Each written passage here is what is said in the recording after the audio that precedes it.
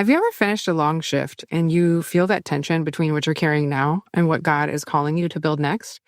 If you're a nurse or a healthcare professional who feels stirred to start a business or maybe a ministry, maybe even a foundation, but you're overwhelmed by lack of clarity, maybe it's lack of time or responsibility, and maybe the lack of capacity that you think you have, this episode is totally for you. Today, we are talking about what you need to consider before starting a business while working full-time in healthcare so that you can build wisely, stay obedient, and protect your peace. Spike that next bag of LRs, pop your earbud in, and let's go.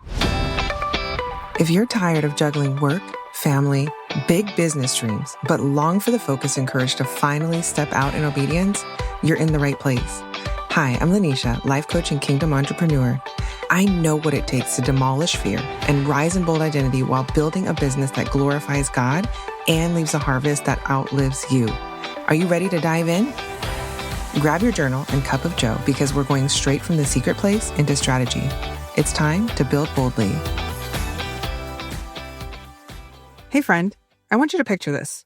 You finish a 12-hour shift, your feet hurt. I'm talking about the dogs are barking, calves are cramping, your mind is tired, your brain is absolutely done from the shift.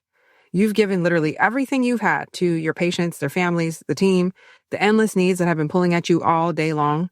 You finally sit down in your car and you just give it a minute because sometimes your legs just need a minute after that whole day. And in that quiet moment, the thought comes again. There has to be something more I'm supposed to do or build. Not because you hate nursing, not because you're ungrateful, but because the Lord keeps stirring something in you that will not go away. This is the tension that so many nurses live in because, we're carrying people. We carry people, we carry responsibility, we carry this vision. We wonder if it's even possible to start a business while working full-time in healthcare. And let me tell you, friend, it is absolutely possible. So today we're going to talk about what you need to consider first so that you don't move from pressure, comparison, or exhaustion, but from obedience and wisdom. You might be asking yourself, is it even possible to build something else while I'm doing this? Am I being unrealistic?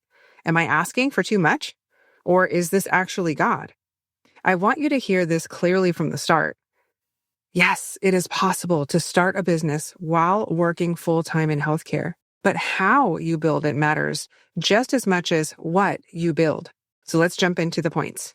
Point number 1, discernment comes before decision. So before I ever opened a business, I stepped into ministry leadership. And before I said yes to building anything outside of nursing, I had to slow down long enough to ask one question. Is this coming from pressure or is it coming from God? Is it my own desires or is it His desire for me? Is it His will, His plan, His purpose for me? Because healthcare has a way of pushing you to the edge. The long shifts, the emotional fatigue, the burnout, like being under-resourced while being expected to give your best. People might not be treating you right, but then you've still got to smile and you still have to have a great attitude when you go into the patient's room, even though the family has been difficult and they've been treating you horribly all day, then they act like they're the only people that exist. And sometimes that's really tough.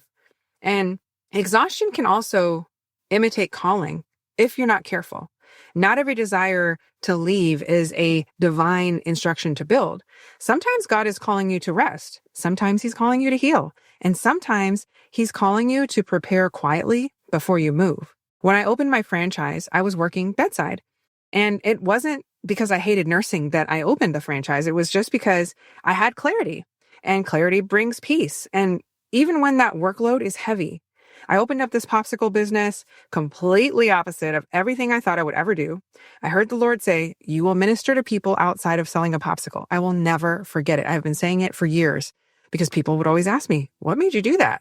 Why'd you go into that? Really? That's what you went to do? Like, people just don't get it, right? And I, at the time, when I heard the Lord say that, I was like, okay, that's it? Like, no, just kidding. But really, that's it? And I went forth with it because that's what He told me to do. And a lot of the time when the Lord tells us to do something, it will make absolutely no sense to people on the outside. And it doesn't have to because it's what God said. And we need to fear God and we need to listen to God, what He tells us to do, right? So we don't need to worry about what everybody else thinks or what are they going to think if I do that?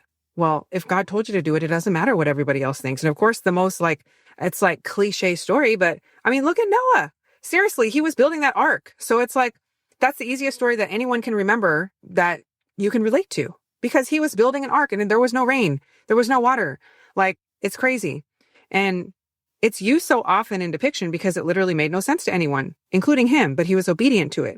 Like Ezekiel and the whole dung thing. If you haven't read Ezekiel, you need to get into that. And like, hello, is that making any sense at all? Or the guy who couldn't grieve his wife when she died. Like, that doesn't make any sense. But God is God.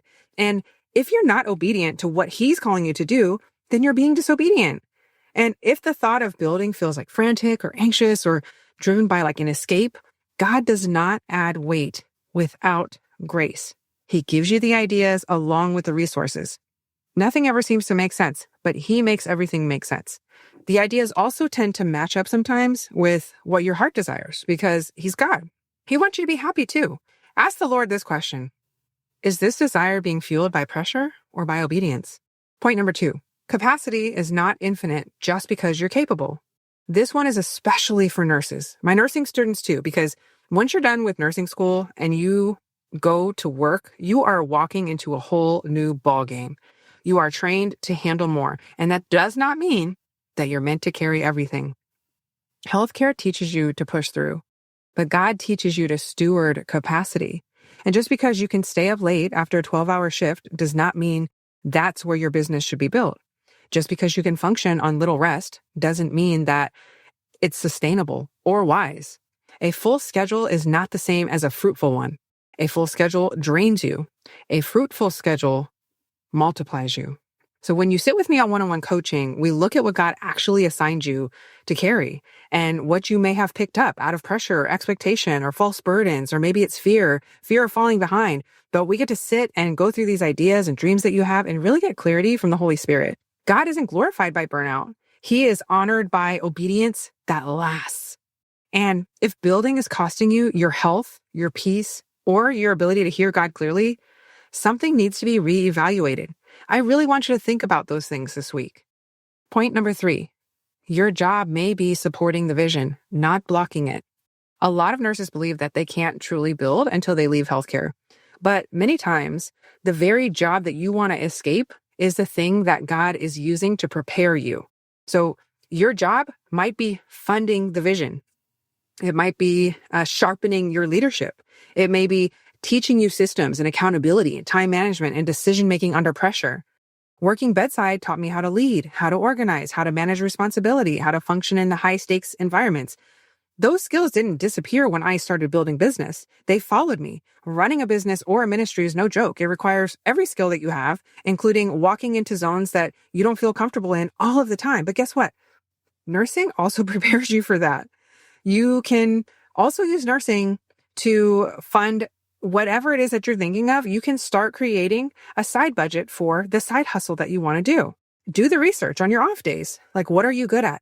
What do people come to you for? What do you carry that could help someone else? No idea is too crazy. It could literally bring fire of excitement into your life. Like when you start building what God called you to do outside of nursing, it just lights you up. And bedside isn't easy. Nursing isn't easy. And God often uses that season that you want to push through to equip you for what you're praying for. So don't despise the role that is literally sustaining you while God is positioning you. Point number 4, build quietly, wisely, and with God's timing. Not everything God gives you needs to be announced, and not every idea needs to be executed immediately. When you are working full-time in healthcare, wisdom looks like pacing. It looks like obedience. It looks like boundaries and discernment. Some of the most fruitful seasons of building happen in silence while everyone thinks you're simply doing your job. And no one in the hospital knew when I was opening that business. I didn't talk about it, but brand awareness started being built in the city. And it was exciting when people started to support like my nurse-owned business. It was so awesome to me to say, yeah, this is a nurse-owned business. It was like a whole new thing that it was like a new baby that I had birthed and brought out, into the world. But also it brought me into the communities and I was literally selling happiness on a stick. It was like making people happy. That feeling of like when the ice cream truck is coming down the street and you're in the neighborhood and you're a little kid and you're like, oh my gosh, the ice cream truck, the music, you're like scrambling to get your change, your quarters, your pennies, your dimes, whatever. You're like, I'm getting something today. It might be the ice cream sandwich. That is the feeling And it was so cool how the Lord used that business to teach me all the things that I know now and all of the ways that I grew through that business. It helped me even be a better nurse because I understood even more so how the hospitals operated, looking deeper into the budgets and, why they purchase certain things. You know how they change the alcohol wipes all of a sudden? You're like, why is this brand different all of a sudden? They start changing the supplies and you're like, what is going on? It's because of cost, right? So we know that obviously from, we can go shopping at the grocery store. We see things change. You go to Costco, you go to Sam's, you go wherever, they start changing up the vendors and you see that, the brand that you once liked isn't there anymore, but they got something else that's almost like it, but it's just not quite the same. So I started noticing those things. The Lord will begin to open your eyes when you start looking into those things. But I say all that to say, to just not be afraid to step out. Like, don't be afraid to do it. Don't feel like you have to be stuck clocking in and clocking out for someone the rest of your life. Like, there is something that you are carrying that you are supposed to go forth in. And sometimes someone is waiting on the other side to hear your voice because God called you to speak that thing out so that the other person can get their freedom and be set free because you opened your mouth and you were obedient to do so. So I just say all that to say, you can do this. You can definitely do this. Okay. And I went on a whole little rabbit trail. But anyway, look, nurses, we are trusted. We're educated. We're intentional. We're also rather intimidating. And the patients in the hospital, they know that the nurses can make or break their day. We are with them the entire time. But just remember too, that God is not impressed by speed. He's impressed by obedience. Are you going to say yes to him? It's not about doing it quickly. Are you ready to stay like in the same place, in the safe place? Do you want to stay clocking in and clocking out for someone else until you retire? Like, I really want to get your gears going. Some of you think that you're not called to business. Some of you think that you don't have what it takes. I'm here to tell you, yes, you do, because I didn't think I had what it takes. I just knew that there was so many things that I wanted to do that I was like, I'm going to find a way to do it. I want to find a way to do this thing because I love doing it. And that's why I went through so many years of entrepreneurship and opening different things because I was brave enough to explore. And I know that somewhere deep down, you have that same dream within you too. I know you have things you want to do.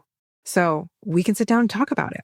I guarantee you've got something that you can turn into a business. You have something that you've been sitting on, dreaming about, and it's time to get on it, nurse friend. All right, so let's do a quick recap. Yes, you can start your own business while working in full-time healthcare, but you can only build with discernment, not pressure, and with wisdom instead of striving, and with honor for the season that God has you in. You don't need to try to destroy your health to obey God. You don't have to rush your exit to honor your calling. And you do not need permission from anyone to steward what God entrusted to you. I'm sure you can hear that playing over me. I'm in the car. So I really had to come to the car to talk to y'all because this has been sitting on my heart. And I know that you are sitting there and you are tired and you are ready to do something else. Or maybe you love the position that you're in. Maybe you're like, I love where I am right now. I am an awesome nurse. I have amazing coworkers, but there's still something else. It doesn't mean that you have to leave nursing, but I know that you're called to more. You're not just a nurse. You are so much more. So in closing, if you are a nurse or healthcare professional who feels the pull to build something alongside your career and you want wisdom instead of hustle, I want to invite you into our Nurse to CEO community on Facebook. It was formerly Christian Women Entrepreneurs, but I am now talking directly to my nurses. The link is facebook.com/Christian Women Entrepreneurs. And this is a space for nurses and other high capacity women who are discovering their purpose beyond nursing, building with God at the center. And if you're ready for personalized guidance and you want a mentor to come alongside you and uplift you and help you as you navigate through the clarity and the capacity and the next steps, you can visit my website at theconsecratedceo.com/coaching to learn more. Let's get you unstuck. Let's get you dreaming again. I am praying for you, friend. I am believing with you. And until next time, build with the King. Hey, Kingdom friend, I pray today's episode stirred something in your spirit. If it did, would you take a few seconds to share it with a few women who you know this would resonate with? And if you haven't yet, I would be honored if you could leave a quick review. It helps this message reach more women who are ready to rise. All right, time to strap myself down and laser focus on all the things. No squirrel zone. I'll meet you back here next week for another episode. Until then, keep building boldly.